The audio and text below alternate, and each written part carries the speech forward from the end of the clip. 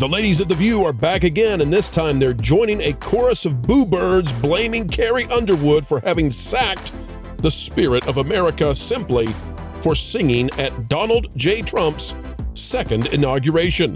Today, we'll tell you what's happening with the country star and what she might face from the fans, so-called, who've declared she should have never heeded the call of one orange man really, really bad.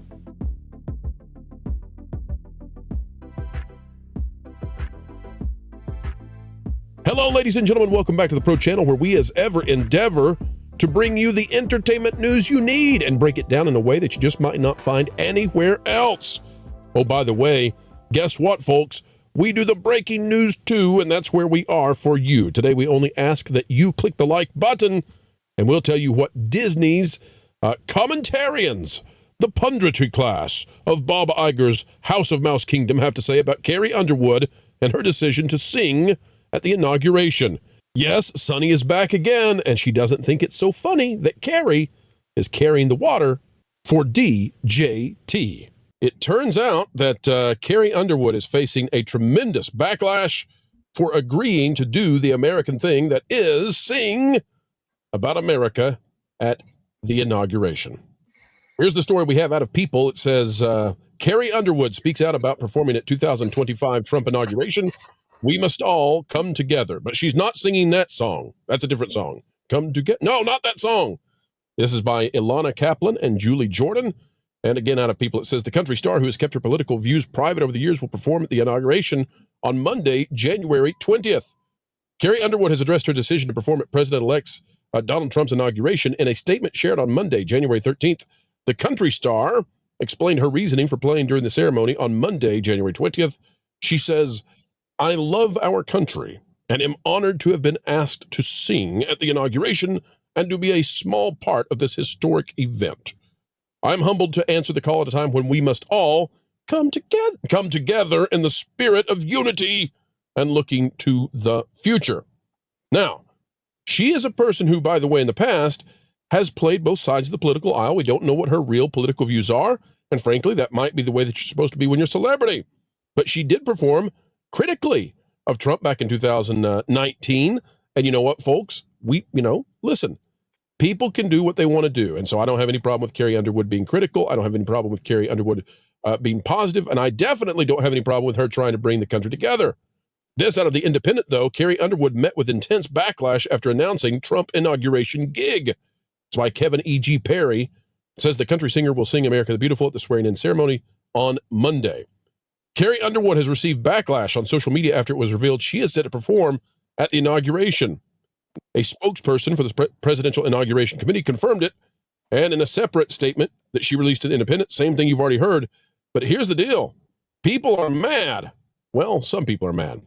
In a comment on a recent post on Underwood's Instagram account, one fan wrote, and, well, we don't know who this is, and it's anonymous and all of that, but one fan wrote, so gross that you're supporting Trump. History won't forget. Another wrote on X, Carrie Underwood is performing at Trump's inauguration. I'm blocking her on all apps and boycotting her music. Underwood also dismayed many LGBT plus fans, having previously spoken out in support of gay marriage. One fan wrote on Instagram, don't ever call yourself an LGB ally again. You're supporting the man that wants to abolish the rights. You should be ashamed. Another added, guess we know where you stand. I don't know what to make of this, by the way. I don't know how big the backlash is because we have just watched the election. We know what the majority said. It's counter to what we were told to believe. And the people telling us there's a backlash, they're the same people who told us not to believe that the majority of Americans wanted to go back and get away from whatever this postmodern neo-Marxism was. So I don't know, panel, I'll hand it to you. Do you think Carrie is facing a significant backlash, or is this just much to do about nothing from the mainstream dinosaur going extinct media? What do you think of it? No, I was just going to say this is the same old. It's a small but loud crowd. It's a few people who are very obnoxiously loud. That's all. I mean, the thing is, if you're in the if you're in the minority, you have to be loud and obnoxious to be noticed and be heard. And that's what these people want. They want to be heard. They want attention. They really don't even care if they get what they want, which has been proven over time because they got what they want. They've had what they wanted for about 30, 40 years almost. I mean, some of it the last 10, but still they have everything they want and they're still obnoxious and they're still loud. And I would just like to say for the record, they're also very, very wrong because in 2017, when he first took the oath of office, President Trump was the first president in U.S. history to support gay marriage going into the office. Yes, that is true. Even Barack Obama was against gay marriage when he entered the office. And that needs to be stated for the record because it's factual. Well, that's the other aspect here of the political and historical revisionism that goes into it. I think it's going to be interesting to see all of the people who are changing their tune from a political perspective, especially those in the media that are supposedly coming to realize that they can't just go. Mitt Romney was going to be the second coming of the German guy there. So when they said the same thing about Trump and they just intensified it, they turned it up to 11 and broke the knob off. It was very difficult to understand the difference there, except that they did it constantly here. I think there's going to be a pulling back of the fog of war, and people are going to have to re-examine, the thing that I believe about this candidate, was it true, or was that just what people were shouting at me for years? Well, I think what we're seeing right now is it's the Whitney Cummings effect, kind of, people saw what happened at the election. And now all of a sudden, it's very clear the majority of Americans are not this screeching woke crowd that are going to scream on X and probably Blue Sky about how toxic you are for supporting a guy that most of the country voted for. So at the end of the day, now what we're dealing with is celebrities who are like, oh, it's safe to actually be a real person with, that could be in the political middle now and appeal to both sides, because these people that are screaming are not going to impact anything as for my popularity, my endorsements, my bottom line, nothing. In this inauguration, I mean, we're seeing leading up to this inauguration, Zuckerberg is ponied up $1 million for it. Companies are dismantling their DEI situations going on in their companies, as said expertly by Culture Casino in an editorial that just went up on thatparkplace.com. This inauguration is changing everything. So let's watch, because this is just breaking about, 30 minutes, 45 minutes before the show started. And so I'm just finding out about this. I have not even seen this clip yet. We're going to play it. Apparently the ladies of The View have responded, and we're going to hope that they, I think with it being on the network, we're okay on language, but folks, apologies if some of the things they say are intellectually offensive. I actually think they're going to play as nicely as they can, given who they are. Here we go. Again, I have not seen this. I don't know what they're going to say. Here we go. We'll get responses from Erica and Culture on the other side of this. Country superstar Carrie Underwood has spent most of her career avoiding political talk, but she's set to perform at the upcoming inauguration. She said in a statement that she's doing it because the country must come together in the spirit of unity and look to the future. And lots of her fans aren't thrilled about it, but lots of her fans are. So let's put this in perspective here. What do y'all think? I personally hope we're moving beyond the era of politics where we want to cancel people's Can I just say how happy Sunny looks? Every day, Sunny looks.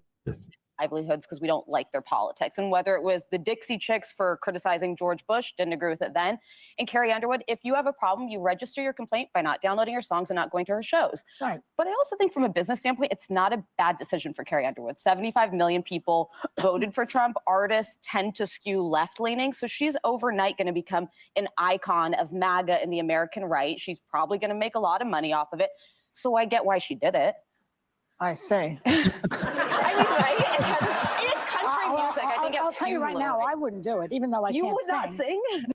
Culture, are you shocked that Joy Behar would not do the inauguration? I'm just actually feel blessed And she couldn't do the inauguration. I feel like God reached down and gave me an extra little special blessing. Look, just that water is wet culture. Hey, well, I'm just gonna say that she is a terrible comedian, which is what she did before she went on this stupid show, and she's a terrible human being in my estimation. So, How do you really yeah. feel about her? I mean, yeah.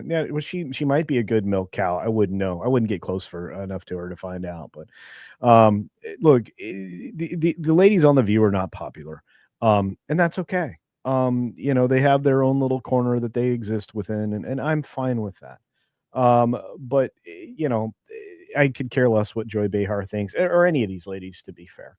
And the fact is, they are always hedging, equivocating. They're always trying to hide behind weasel words like typical press. And frankly, these people irritate me, which is why their viewership after their Schadenfreude moments has fallen down once again to the very low levels. And I have a feeling that no matter what they do, producing a show on the weekend, which is coming, and other things like that, this show is not long for the world. It's not long for Disney, and Disney needs to get back to figuring out a way to make shows like these generate money. But that's what people need to know, culture. These are Disney ladies. These ladies, I mean, they might as well be the narrators on the monorail, right? They are on the dole of the Dole Whip providers that is Disney. Mickey pays the paycheck. Let's watch a little bit more and we'll get some more thoughts on this. No, I would not. I would not normalize him. And she says, I love our country. How do you love your country and support Oh my God. and normalize somebody who was a convicted felon who really wants to destroy the country, in my opinion? Oh, God. I don't understand how you say you love your country at the same time as you normalize this convicted felon, which I can say now every day. A lot of my for Trump, they love the country and vote for him. I think that people make these decisions for a lot of reasons. Okay, fine. And I would not be the person to say don't do it because I believe in free speech and everything about it. I personally would not do it. No one's asked me, but that's another story. I would love for you to do a roast at the Trump inauguration. Everybody just look at Sunny. Just look at Sunny. I mean, Sunny has to look at somebody. She looks like she's constipated with a grapefruit. She is the most ironically named human being on the planet. I don't know why that is always so funny to me. All right, one more brief clip, and then we'll bring everybody in. One more brief. Here we go. Yeah. Okay. Oh, no one else had any So there we thoughts? go. Wow. We've had people like Reba McEntire come on and say that, she doesn't want to talk about politics. She just wants to sing. She wants to perform. She wants to make people feel good. And I respect that. And then we've had people like Dolly Parton, and I think you asked her, or Are you maybe, a feminist? Are you a feminist? And she She said, said, I don't think so. I don't think so. But then you pushed her and she said, yeah, I guess I am. Well, I said to her, do you believe that women should make the same amount of money as men? Well, I guess I am a feminist. Yeah, and she said, I guess I am a feminist. So I think people. By the way, Dolly is probably she probably doubles the IQ of these women, like they taught Dolly something. Continuing on. Mm-hmm. Pretty strongly about it. I think art is art, and you have a right to perform where you want to perform. I agree with you, Joy. I can't sing a lick, but I certainly, and I have not been asked, but if I were asked, it would be a hard no. Well, they wouldn't ask me, so I have no. All right, let's get to the commentary on this, because you've got the ladies of The View largely saying that you shouldn't do it. I mean, they're couching it. They're being a little escapist on being locked down into a position, but they're largely saying, nope, you shouldn't do it. Panel, is it political to sing it at inauguration? I mean, Not really. Sense of the word, yes, because it is a event that is at the end of an election, but it shouldn't be that partisan to sing at an inauguration where a candidate who is a majority candidate by both definitions, by both the Electoral College and the popular vote, got the presidency. That seems pretty apolitical while still being engaged in, I guess, civics. But I don't remember there being extreme conservative backlash on every single person who performed at Biden's inauguration. That's because there's not. Yeah, conservatives, we know how to agree to disagree and just kind of let it go. We don't get so easily offended at everything. Yeah, the only thing that I can think conservatives would come after them for is if it was somebody who was really degenerate, like truly, like that's their main brand, is to do like vile things. Them at the inauguration, I can see conservatives saying they have a problem with that. Oh, there he is. Clay Aiken. Oh, do we get to talk about Clay Aiken today? Says, I am truly so disappointed in Carrie Underwood fans today.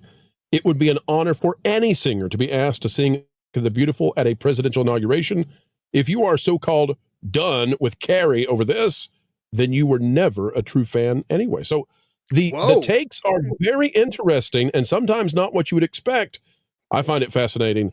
And, listen, whether it was for the inauguration of Obama or for Trump, I don't think inaugurations should be so political that we have to hide inside our tribe and say, oh, well, you sang at so-and-so's inauguration, so you're out. I just don't think that's the way to play the game, because I think it breaks our society down into an uncivil place. Well, one final point for me on this is, why do we need singers at presidential inaugurations? Why do we need entertainment acts? How about the person just comes up, takes the oath of office, then goes and gets to work? I don't know. There's some value in symbolism, and there's some value in the things we do to sort of create a visual and a musical and a multimodal experience to commemorate the importance of governance, essentially. So I don't have a problem with singers coming in, but I could be wrong. It's a celebration, at the end of the day. But I find it hard to believe that Carrie Underwood has so many critics. And I don't know, I'm just picking up on a theme. It seems like those in her position, other singers, celebrities, whatever, are trying to cancel her. It's not so much people like us, the audience. I just find it kind of weird. And they're turning on her, but for the most part, people who are into country music and listen to it are pretty conservative. I mean, you're talking, that's a huge demographic that voted for Trump, and isn't she in the genre of country music? Absolutely. I'm trying to imagine what the backlash would have been, say, had it been Taylor Swift and Jennifer Lopez, and they both agreed to do the inauguration. That would be interesting. Go ahead. I'm sorry, Ron. Oh, I was just going to say that, everyone talks, the media talks about how, we need a president that's going to bring the country together, right? So, and here's the thing. When you have a situation, you cannot pick, the media doesn't get to pick the president who brings people together. That's the country. We voted. So we voted as a country, the majority, that it was Trump that would do this job, and his job is to bring the people together. And whether it was Kamala or Trump, it should be the media's job to try and help that along. And none of this kind of stuff helps that along. That's what bothers me when the media picks a side. The media's job should be to bring the country together along with the president. And it seems like the dinosaur media, legacy media, whatever anybody wants to call it, the old school media, always just wants to divide us. And I don't like that. Yeah, there's one thing I want to throw out there. There is a rumor that the Village People have been signed for the inauguration as well. I read that. I would say that's pretty bipartisan, considering how Donald Trump has been perceived as some kind of guy that is against gay rights. And he's known for dancing to YMCA. So I think there's two things that we would probably see. First of all, young man, there is no need to feel down. And I want to assure you that we will probably be getting the Trump dance at the inauguration, which that should be fun. Will the entire mall be filled with people doing the Trump dance? That'll be something. As ever, folks, we endeavor to have a good time here on the Pro Channel, and I have to say that spending time with you, talking about things that truly matter, like the stories that shape our lives and our culture, well, it is the ride of a lifetime to steal from Bob Iger. And that's the only thing we'll steal from Bob, because he has great security around his yacht. Folks, as we get ready to say goodbye, consider clicking the like button, share, subscribe, click it, and stick it to the algorithms. It is the notification bell. Drop a comment right on down below. Let us know your thoughts. We would love to hear from you. And folks, worry not, for more content is still on the way. 3 or 4 times a day. Let's do 4. I think that's better. And you know what? Don't forget that the Pro Show is live Tuesdays and Thursdays at noon Eastern. You can also join us for our Friends on That Park Place, our partner program. We have a good time there too. Folks, until the next time we get the opportunity to have a good time with you, keep learning, keep growing, and as ever, keep having fun.